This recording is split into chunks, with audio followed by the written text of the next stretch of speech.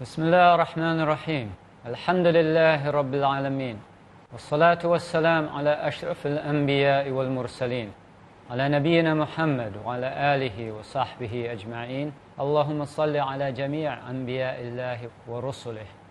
Assalamu alaikum wa rahmatullahi wa barakatuh. Welcome to another episode in our series Reflections on the Qur'an. There was a couple of loose ends remaining from our previous episode. We're discussing in the context of Asbabun Nuzul, the circumstances that were the cause for the revelation of particular verses of the Qur'an. This famous story that is sometimes referred to as the satanic verses gave the name to Salman Rushdie's infamous novel, Satanic Verses. And this story was circulating, it was floating around in the time of the Tabi'een, and Imam al-Tabari mentioned a number of narrations, isnads, for this basic story that the Prophet ﷺ was reciting Surah An-Najm, and when he got to the verse that says, "Have you considered Lat and Uzza and Manat?" These were names of three of the goddesses that the Meccans worshipped. Then supposedly he inserted, or Satan in one version, imitating his voice, inserted this verse that said, "They are high-flying swans whose intercession is to be hoped for." And, there is so many indicators of people tweaking this story in order to... the story reaches somebody and they tweak it in order to make it somehow less troubling. There's one version where the Prophet ﷺ was sleeping beside the Kaaba and he's reciting these verses halfway asleep. There's clearly some kind of editorial process going on here in some of these versions of the story. Now, we said that the great majority of Muslim scholars reject the authenticity of these narrations. Some of them are outright weak in the sense that there are weak narrators in the isnads. Some of them, the isnads, have narrators that are reliable, but they don't connect to the time of the Prophet ﷺ. They end with the Tabi'een, the generation after the companions. And therefore, this reliable scholar from the Tabi'een, he heard it from someone, and he didn't tell us who he heard it from. And it could very well be another Tabi'i that he heard it from. And we mentioned that Ibn Hajar, in his survey of hadith isnads, he mentioned that sometimes you'll have as many as 6 or 7 tabi'is in an isnad. So the fact that the tabi'i didn't mention who he heard it from, it cannot be assumed that he heard it from a sahabi and he just dropped the name. Now, scholars like Ibn Kathir, Bayhaqi, Ibn Taymiyyah, Ibn al-Arabi, Qadi Iyad, there's quite a long list of major scholars who rejected this story as false.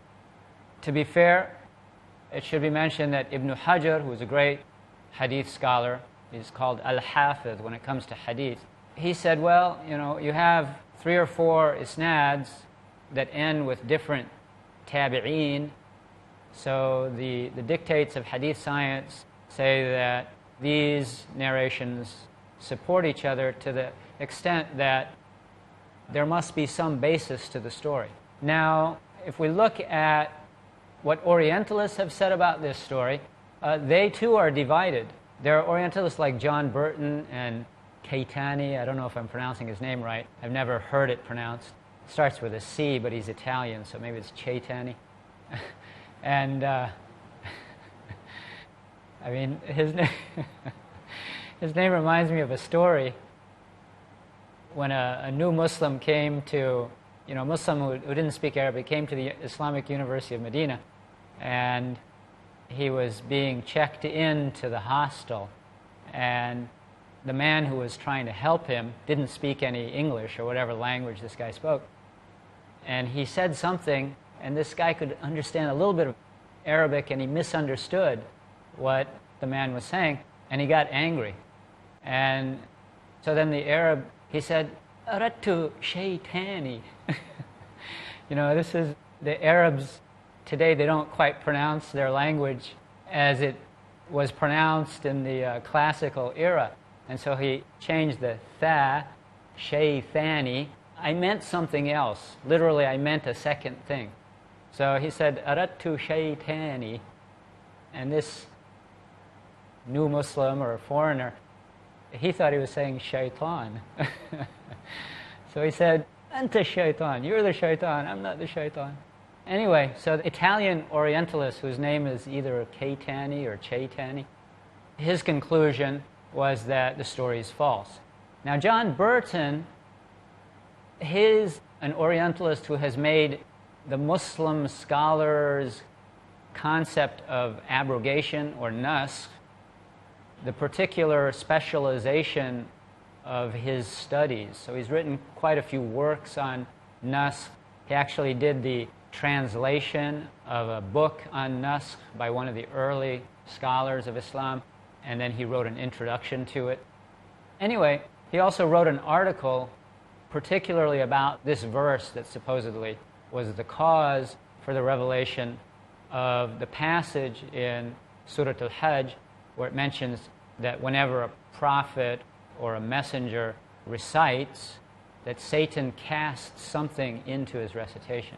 So the way that Burton explained it, he said, yeah, these stories, they don't add up, His conclusion is that these narrations are false.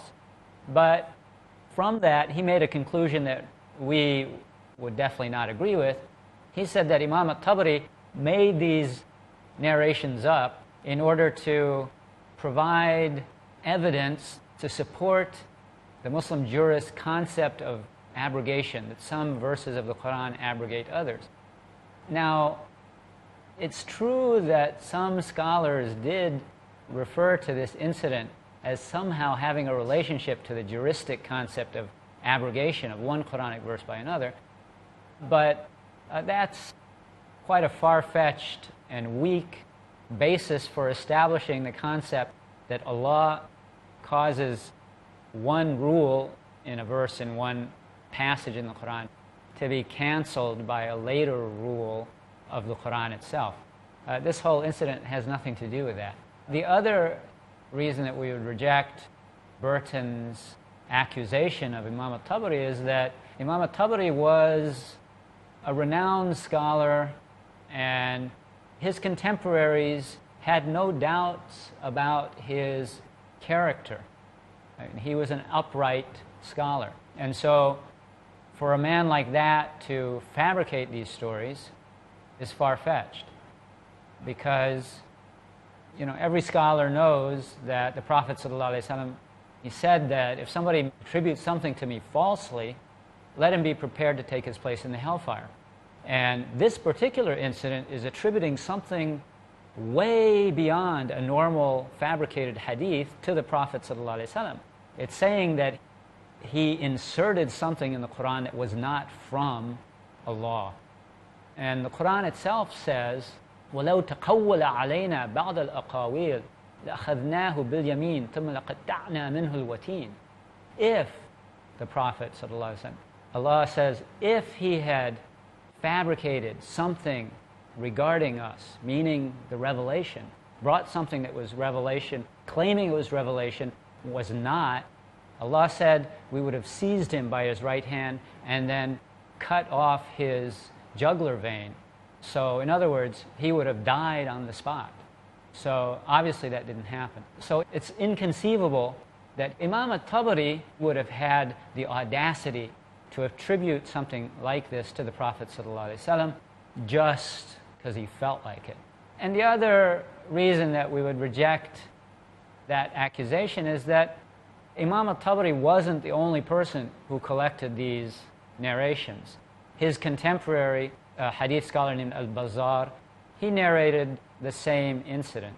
Oh, it's time for a break. We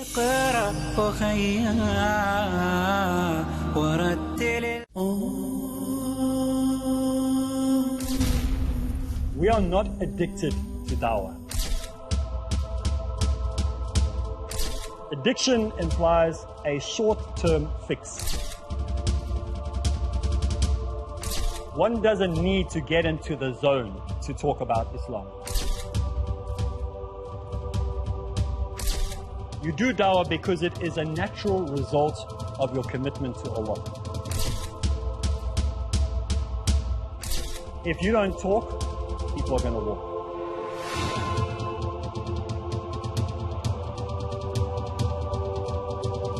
The most effective combination in the propagation of true Islam is found in Dawah Ilallah. Join me, Arif Islam, as we go through Dawah Ilallah only on Peace TV. Follow the tips to make the task of Dawah result-oriented in Dawah Ilallah every Sunday, Tuesday and Thursday at 10:30 p.m. UK and 11:30 p.m. Europe on Peace TV. Islam, the religion of natural instinct. Allah subhanahu wa ta'ala will not forbid anything from human beings unless it's hurting them. Be the Muslim who lives between al-khawf wal-raja. Be the one who lives between fear of the hellfire and lives with the hope of Jannah. We should do our best to show the most affection and love for our children and for children in general. Do not argue with the people of the book except in ways that are best. O believers, why are you saying things that you don't do? It is most hated in the sight of Allah that you say something that you don't do. A believer would know, and a believer would inspire you and encourage you and inform you that Allah subhanahu wa ta'ala forgives all sins. Know the only path to salvation.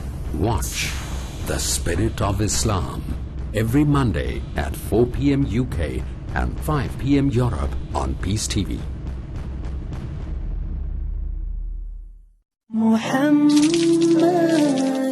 Pearls of Prophet Muhammad, peace be upon him. Anas bin Malik, may Allah be pleased with him, narrated that the Messenger of Allah, peace be upon him, said, seeking knowledge is compulsory on every Muslim. Sunan Ibn Majah, Volume 1, Chapter 17, Hadith number 224.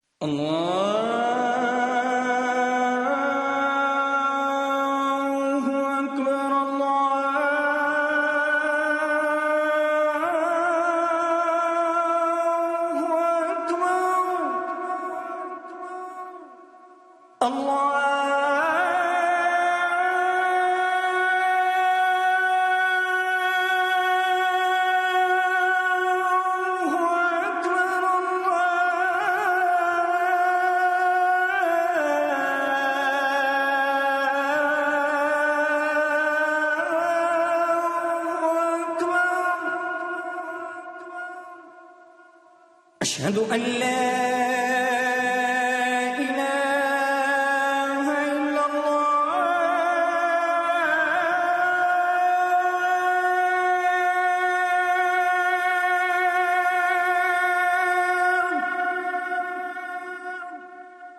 أشهد أن لا إله إلا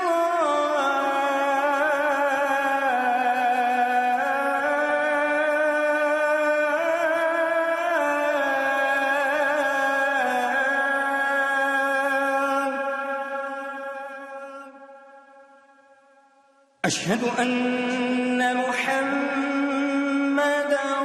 رسول الله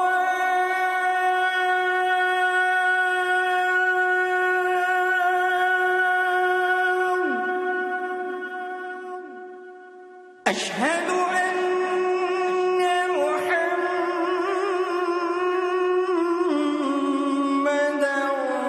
رسول الله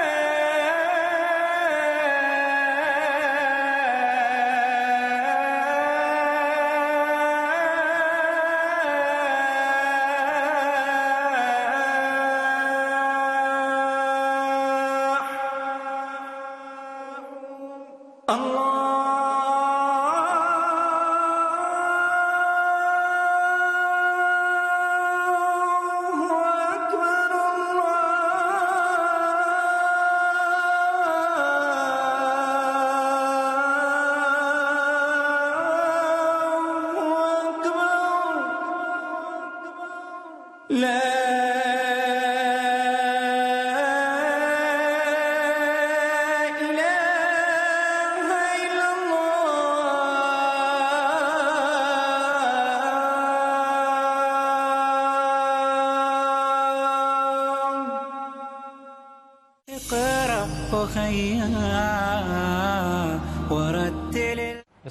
Assalamu alaikum wa rahmatullah, welcome back. So we're talking about these so-called satanic verses and the incident that has been recorded in the tafsir of Imam al-Tabari and in some other hadith books, and why it is implausible that Imam al-Tabari fabricated the incident.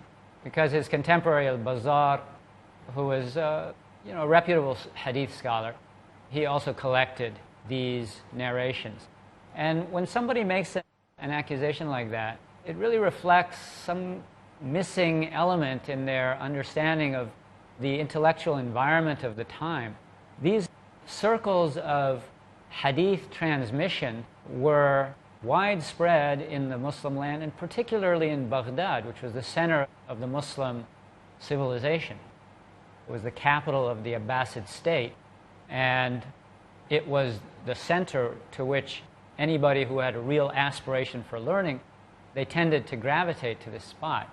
And people really, really were up on the narrations of various scholars. So when you read about the capsule biographies of this scholar or that, sometimes you see references to where he had a different wording slightly from a well-known hadith, and people would come to him and say, your version of this hadith is different from everybody else's.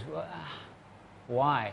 So this kind of awareness of who had narrated what and who was the student of who, this was like a matter that the scholars of the time were deeply concerned about, because they wanted to make sure how much weight to put on a person's narrations of hadith. So for somebody to just come with all of these narrations out of thin air that nobody's ever heard of before is quite far-fetched.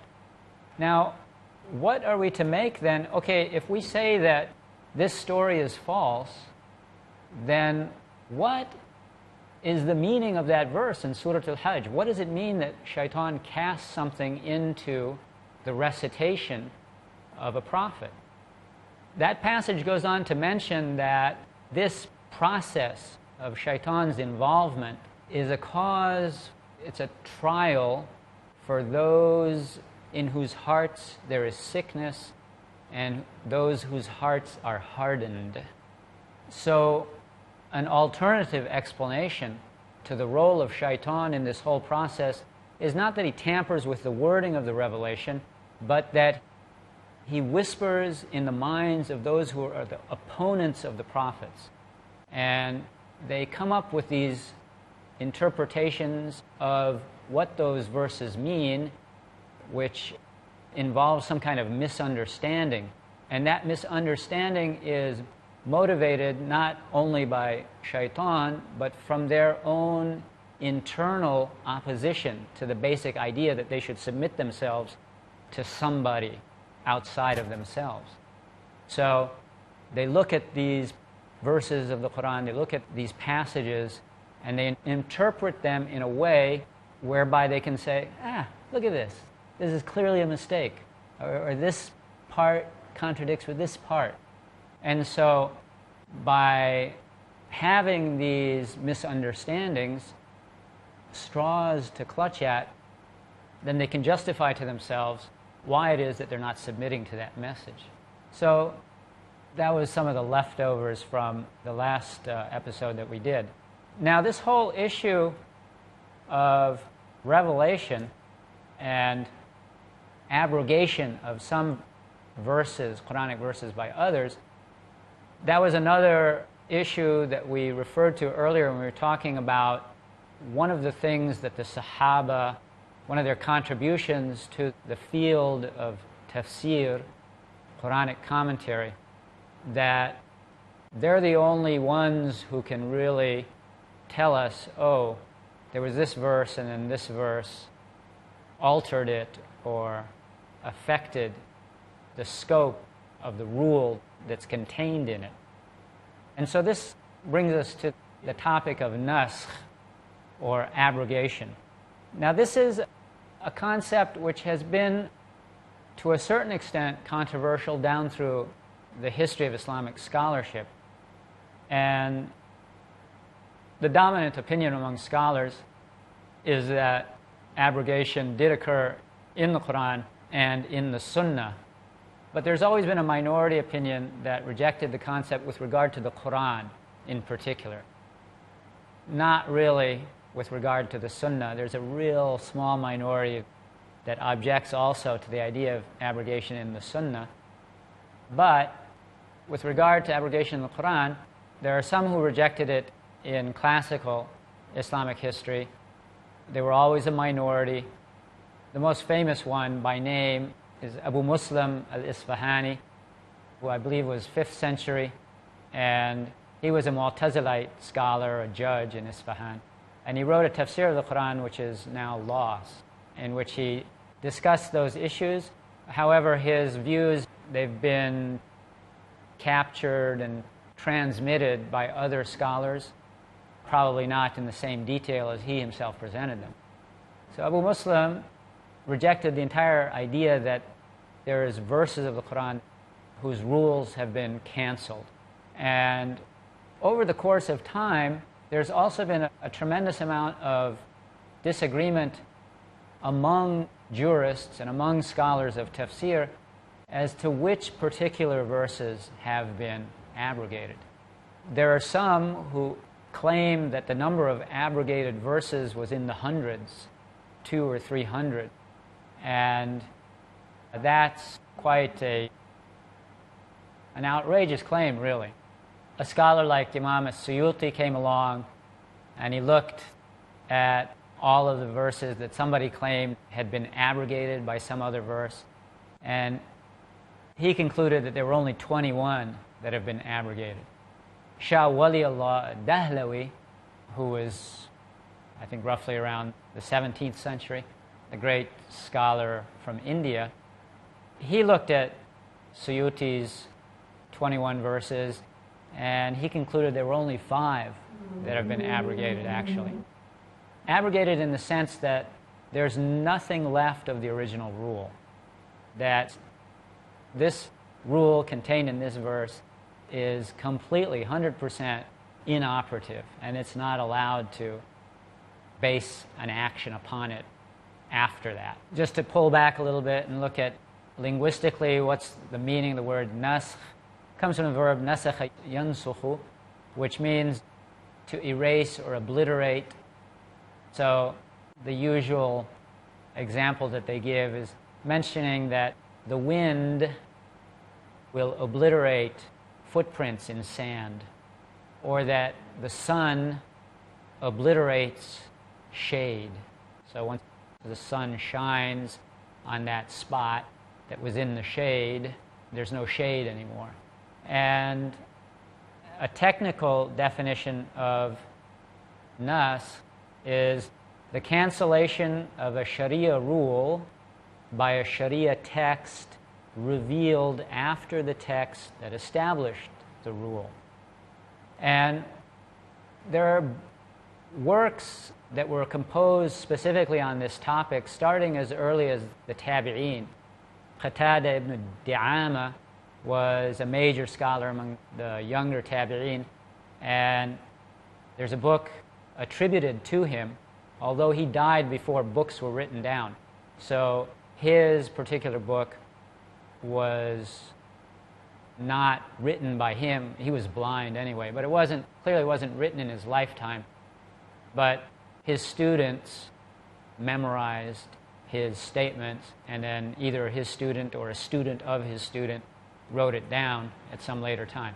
And he doesn't talk at all about the theory of abrogation. He just says, oh, okay, this verse was abrogated by this one, this verse was abrogated by this one, like that. So scholars wrote about naskh. They began composing works about naskh very early. And Some of the works about Nas contain a narration attributed Ali radiallahu anh, that he saw a man in the masjid giving a religious talk. Now there were a lot of people in masjids that would give like storytelling kind of talks, things to make people feel good or inspire them to be better Muslims.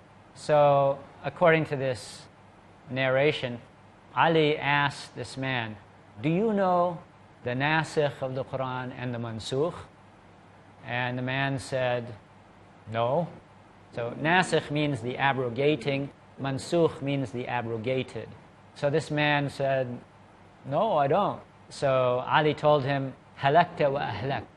You have destroyed yourself and destroyed others. And then in some versions, he told the man, stop giving talks in the masjid. Now what's important to know about this is that the Sahaba understood the word naskh in a much broader sense than the later technical definition. So we'll talk about that in the next episode, inshallah. Assalamu alaikum wa rahmatullah. Wallahu a'lam. اقرأ أخيا ورتل القرآن اصدح بصوت